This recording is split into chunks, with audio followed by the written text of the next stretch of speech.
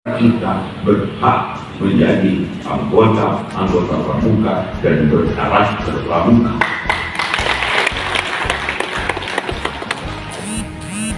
Namun, Pak Reza dan segenap kepengurusan, kita benahi dulu sel organisasi, struktur organisasi. Jangan sampai di lapangan ada anak-anak kita atau bahkan cucu kita tidak kenal dengan pramuka.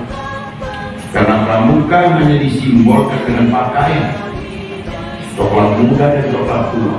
Tapi jiwa pramuka yang kita harapkan juga harus masuk menjadi jiwa tersendiri bagi para siswa.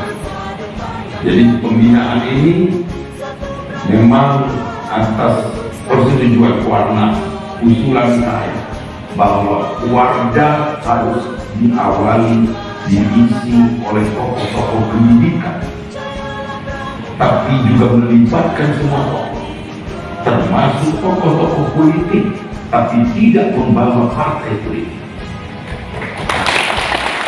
Jadi tidak ada yang terkecualikan. Kita akomodir semuanya.